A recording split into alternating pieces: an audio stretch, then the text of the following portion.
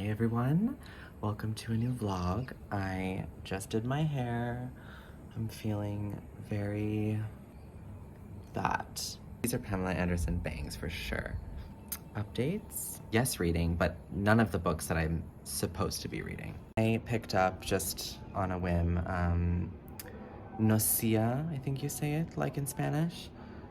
Nocia Dream by Agustin Fernandez Malo. Weird, very disjointed, multi-stranded narrative that is taking place in the Nevada desert, which I'm from the Nevada desert, so I think that's what drew me to it at first. 8 pages and then I took a nap, so not really any reading. We're gonna go to this really cute kind of restaurant, cafe, event space thing. We also have like fitness classes and stuff.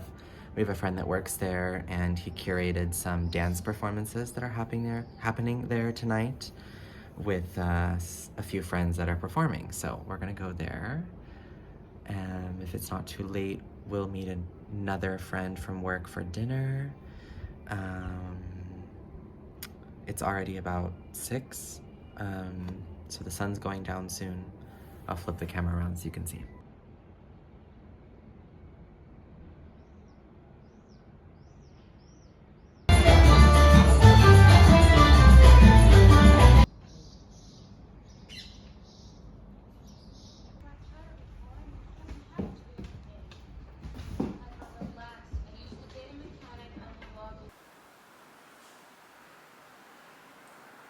Back to my channel. My name is Renee. I like to read books and then talk about them on the internet. Let's talk about books for a moment. I just read about 20 pages so far, but it's very interesting and strange. It takes place in the middle of the Nevada desert, which I'm from Nevada, so I know that Nevada desert very well. Very cinematic. Anything else? You were saying You wanna help me? You were saying it feels like a movie set. Yeah, it feels like a movie set. It's like this stretch of desert in the west with like a brothel on each end. Like various characters in this environment, which I think is just a really nice concept. Like to choose a place and then base a lot of different possible storylines in that place. I mean, I'm not exactly sure if this is how this book functions as a whole, but it says one of the most daring experiments in Spanish literature of recent years. And I think what really got me, hi, can I take this from you for a moment? Because it's just not a pleasant sound. What got me, Jacob, says, full of references to indie cinema, collage, conceptual art, practical architecture, the history of computers, and the decadence of the novel. Nocia Dream finds great beauty in emptiness and reveals something essential about contemporary experience. Maybe as I move more forward in it, I will be able to describe better what exactly it's doing or like how it functions as a novel. I haven't heard anyone really talk about it. Then I opened up this poetry book. This is Ledger, poems by Jane Hirshfield. I know that she's considered one of the great modern poets, and she seems to have published a lot of collections. And yeah, I thought I would just read you the first poem. I think that this poetry is very politically charged or driven. Hirshfield's poems inscribe a registry, both personal and communal, of our present-day predicaments. I'm gonna sneeze. They call us to deepened dimensions of thought, feeling, and action. That's a perfect way to describe what I think is powerful about poetry in general. They summon our responsibility to sustain one another in the earth while pondering acutely and tenderly the crises of refugees, justice, and climate. They consider the minimum mass for a whale, for a language, an ice cap. Recognize the intimacies of connection and meditate upon doubt and contentment. Regarding issues of consequence to all who share this world's current and future fate. So the first poem is called Let Them Not Say. Let them not say, we did not see it, we saw. Let them not say, we did not hear it, we heard. Let them not say, they did not taste it, we ate, we trembled. Let them not say, it was not spoken, not written. We spoke, we witnessed with voices and hands. Let them not say they did nothing. We did not enough. Let them say as they must say something. A kerosene beauty, it burned. Let them say we warmed ourselves by it, read by its light, praised, and it burned. That's the first poem. She's a resident of Northern California, written 9 books of poetry, and also some essay collections, which one of them I think I've pinned on my storygraph called 9 Gates, Entering the Mind of Poetry. So I would really love to read that, because as I think we all know, poetry is, I mean, I love it, but it's not the easiest, most accessible form of literature. So I love to read things by poets about poetry or about reading poetry, like that can maybe give some insights or some tools into how to better read poetry, no, or like understand her poetry at least. So I would be very interested to read that. Rainy day, so we're watching Charmed, which I mentioned in the last video. We're loving it. I'm loving it so much. So I think it's a good day for watching Charmed and painting our nails and reading poetry and napping. Something you'd like to say? Tomorrow's my birthday. Tomorrow's her birthday. How old are you turning? 25. 25, quarter of a century. And yeah, I'm excited to belly dance tonight. Oh yeah, she has a belly dancing gig at what is called a mimuna. Can you explain what a mimuna is? Is it of Pesach? The end of Passover?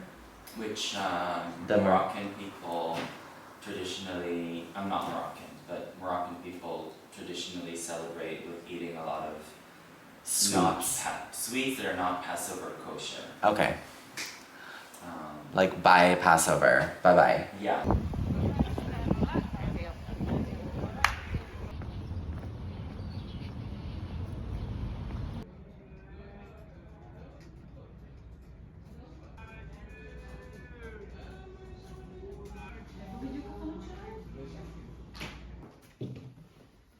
Okay.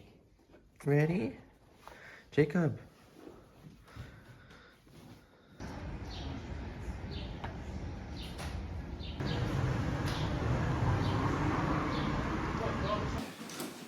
gonna wanna wear with like Oh yes. Oh yes. and the jacket I wore yesterday.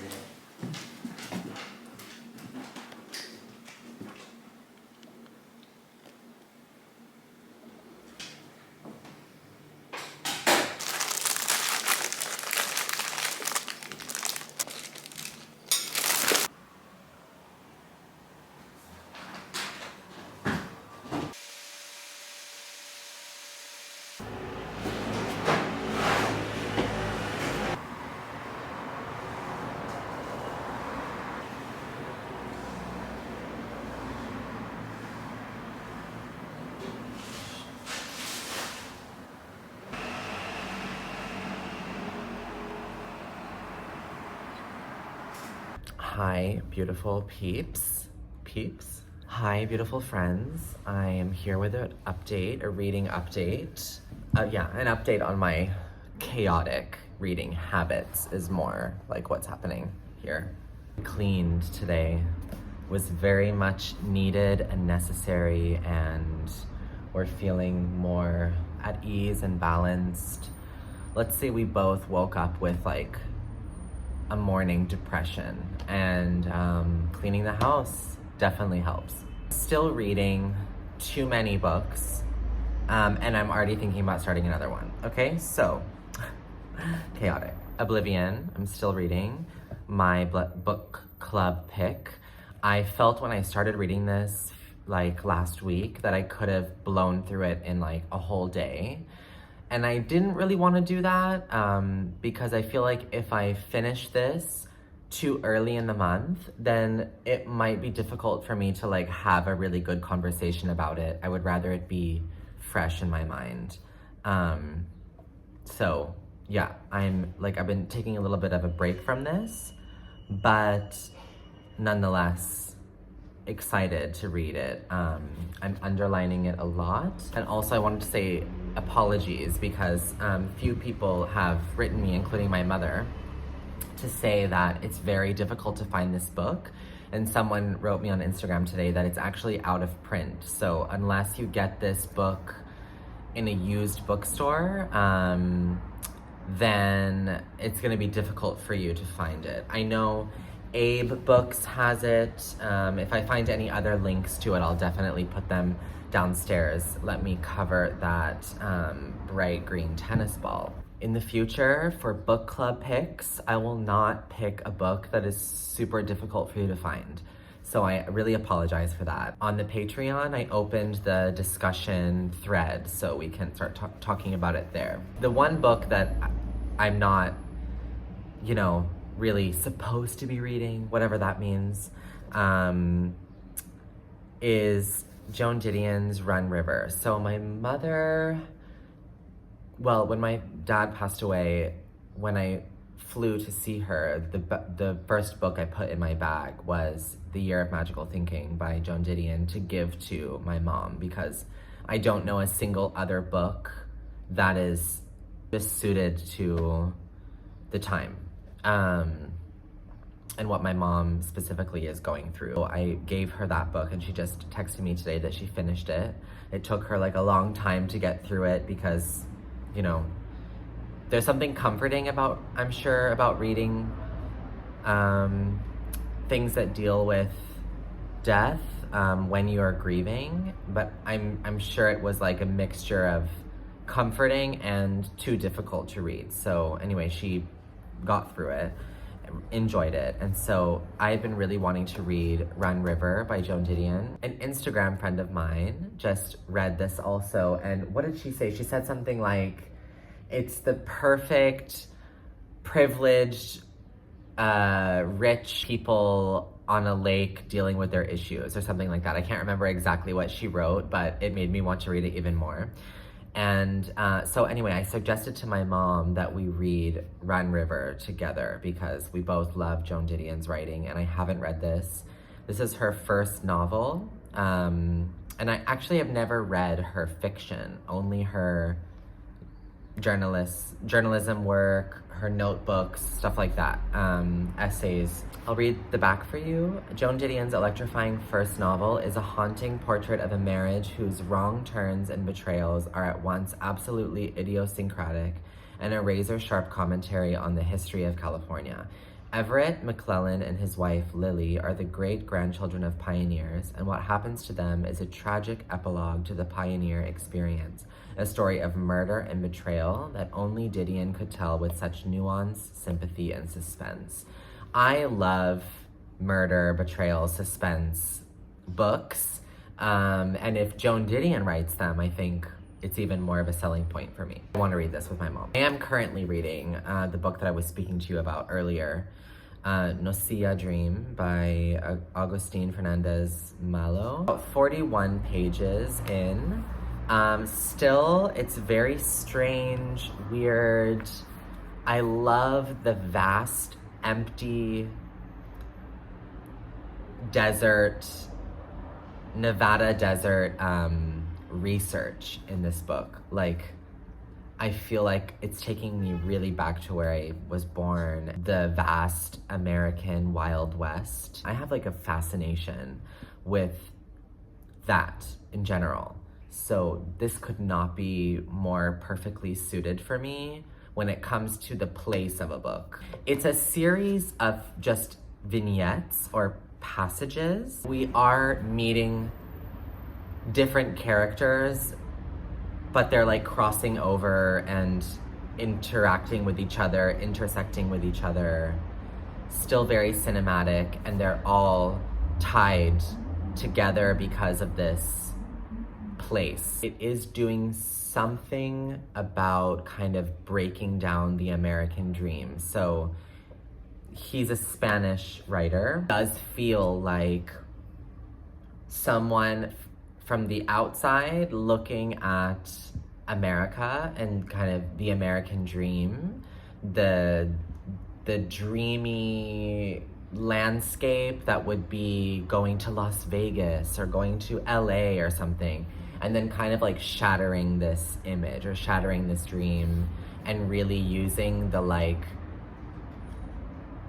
desolate, empty desert as like a doorway into a commentary on American life. Yes, something kind of cold-hearted about it. Described kind of as a survey or a deranged anthropology, which is very interesting. David Lynch mixed with like one of my favorite films, Paris, Texas by Wim Wenders. I love that film. So it's giving those vibes. If you're into that kind of thing, you would probably really love the way in which this book is functioning. Like I said, I woke up super heavy today, but I managed to kind of spiral, not down, spiral up. I felt like I have these points in my day sometimes where I feel like I'm on the edge of either going way down, or there's still a possibility to like turn it around. And I don't think there's actually anything bad with giving in and having a really down day, but it does feel nice that I was able to somehow come out of it today, and I'm feeling a little bit better.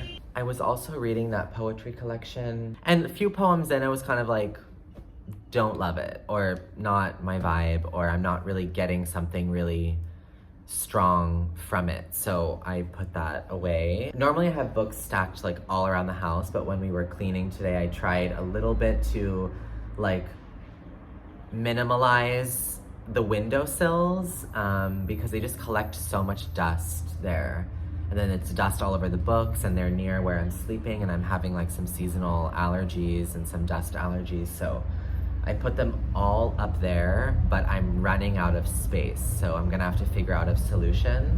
We have a friend coming over later. She's gonna pop by with a bottle of wine, and we're gonna catch up, so that will be really nice. I wanna get more reading done though.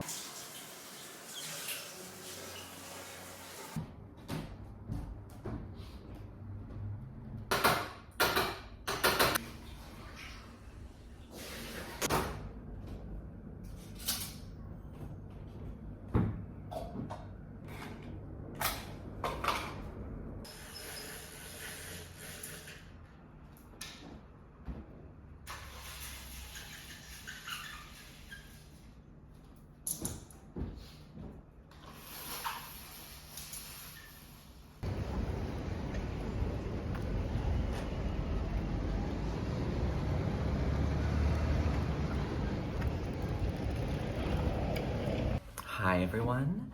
I am 10 pages away from the end of Nosia Dream.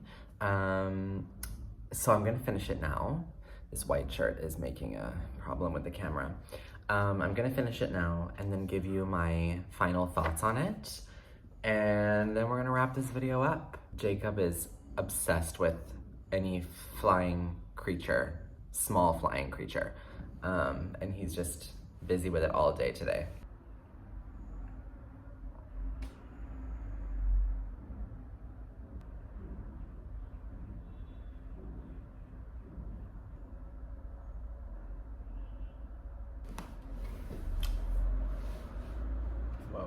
Okay, I'm finished. What is this book? I'm still I still kind of have no idea what this book is. And on the back, someone wrote, the author Ben Marcus wrote, "There's something deeply strange and finally unknowable to this book in the very best way." So yeah, definitely it's like doing a lot of things, and I'm not even sure that it's the author's, I'm not even sure that it's meant for me to say this is what it's about, because it's very, very like postmodern in the sense that like I think it's about also inventing kind of a new form. And I wanted to read you this from the beginning. It says, Agustin Fernandez Malo was born in La Coruña in 1967 and is a qualified physicist. There is a huge emphasis on physics and science and technology in this book. In 2000, he formulated a self-termed theory of post-poetry, which explores connections between art and science, brought about an important shift in contemporary Spanish writing, and paved the way for the birth of a new generation of authors known as the Nocia generation. All the things that I mentioned about like these characters in the desert, there's a few that keep popping back up, like a couple and this guy who's like an ex-boxer from San Francisco who's like trying to walk the whole circumference of the earth, and he walks through this desert. There's also a big emphasis on this poplar tree, this like one lone poplar tree in the middle of the desert near Carson City, Nevada, with like a shit ton of shoes hanging off of it. So you get like all of these different origin stories about like how the first shoes arrived there. And he has like all different characters passing by this poplar tree and either taking shoes off of it or putting their own shoes, or kind of like blending and weaving different stories. I really loved those parts. And then there's also a lot of theory in here. Science, a lot of science. All of that stuff was like whoop, right over my head. Gravity, vectors, distance, very strange mix of things. I don't know, the principle of superposition. And then it's like, in analytical terms, it's F1, F2, F3. Fn are the solutions to an equation, then F1 plus F2 plus F3 equals Fn, F equals F is also a solution. And like things that I don't even know how to explain to you what they are. Experimenting between the mix of art and literature and science and how they could all be kind of like collaged together. I would say this is like a collage type book. Very interesting things about what is a desert, what can it symbolize, the idea of like industrialization and like growth in other parts of the world, like westernizing growth, and then that being kind of looked at as like the death of a country or like the sense of doom. Also things that like, you know, will send you into a crisis, like whether the whole universe that we live in could be perceived as like a hologram, you know, can make you panic. I have no idea, you know, what to make of this book other than it's very ambitious. And I never read something that is doing whatever it's doing. Overall, kind of the sense of like loneliness. I think like to use the desert landscape and how barren it is definitely lending itself to this kind of like sad, lonely, lost existence of humans on Earth, and especially like in America. It does also talk about like immigration and like this really brutal story about like a Mexican immigrant crossing the border inside like a truck of imported goods, and blood is on all of these fruits and vegetables that are being taken into the US from Mexico, and then like whatever isn't sold will be like taken back and put on shelves in Mexico. So it's like his blood goes from Mexico to the US back to Mexico. So there's also very strong and brutal but interesting images and kind of reflections on border crossing.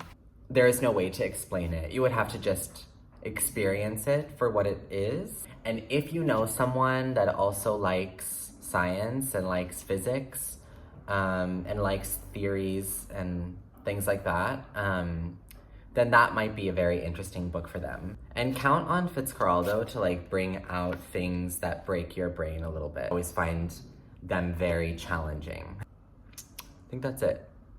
So thanks for watching and being chaotic with me.